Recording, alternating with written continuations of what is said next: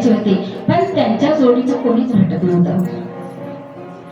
मग देवाने सांगितले आता नाही, आपण ज्यावेळेस दुपार योगामध्ये झालं होतं महाराज, नंतर आपण पुढच्या अवतारामध्ये ही इच्छा पूर्ण करू असं वचन दिलं होतं.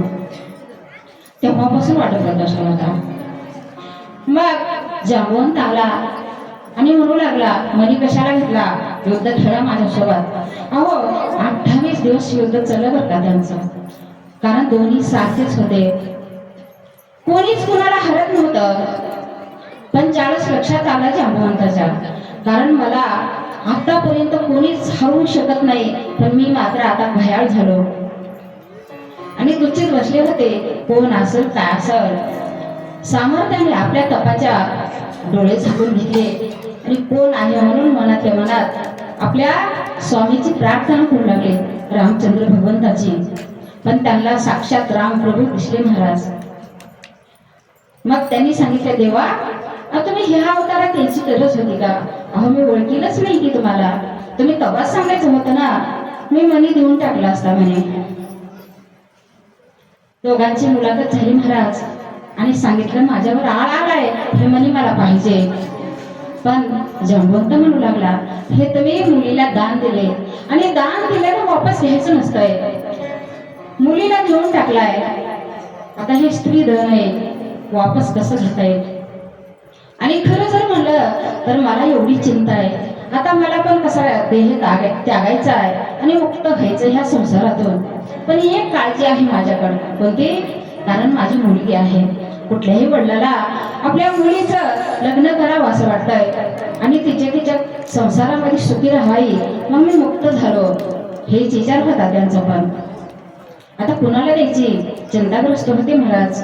ज्यावेळेस मुलगी उपवर झाली त्यावेळेस चिंता लागत असते वडिलाला, ही मुलगी कुणाला द्यायची, कसं घर भेटल, काय भेटल म्हणून. देवा तुम्ही एक करा ना, माझी मुलगी तुम्ही स्त्री म्हणून आपली पत्नी म्हणून स्वीकारा हिला. देवाला वाटू लागलं आता जांबवंती सुंदर होती बरं का, मनी तर घ्यायचाच होता कारण आवश्यकच होता, ह्यांचं पण बरोबर आहे, हे नाही म्हणे काय हरकत नाही. मग अशा पद्धतीने जांबवंतीला त्यांच्या हातात दिले महाराज.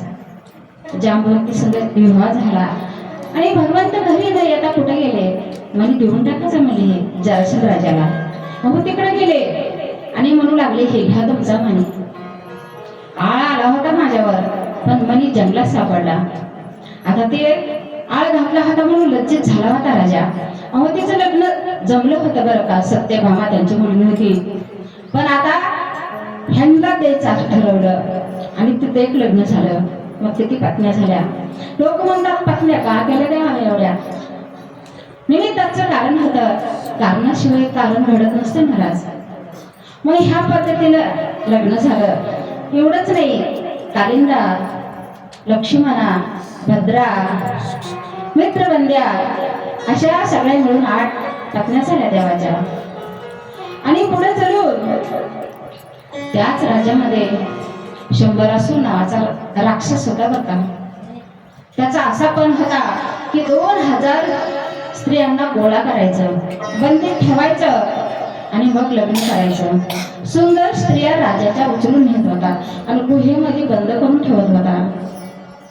पण 16,000 जमा झाल्या होत्या, अजून 4,000 पाहिजे होत्या. पण त्या स्त्रियांनी काय केलं, गुपित एक पत्र लिहिलं आणि श्रीकृष्णाला पाठवून दिलं बरं का. ते पत्र हातात पडलं आणि भगवंत जगाचा मालक त्या स्त्रियाकडे गेला. कधी? नरक चतुर्थीच्या दिवशी. आणि सत्यभामीला घेऊन गेला सोबत. कारण कोण होता हा? नरकासुरही म्हणतात त्याला. अहो ज्यावेळेस वराह अवतार धरला होता आणि पृथ्वी वर काढायची होती, त्यावेळेस पृथ्वी वर काढली, पण पृथ्वी कोण होती ही? शरण आली, देवा ह्या अवतारामध्ये माझं लग्न करा. देवानं वराह अवतारामध्ये लग्न केलं होतं महाराज पृथ्वी संग आणि तो मुलगा झाला होता त्यांना.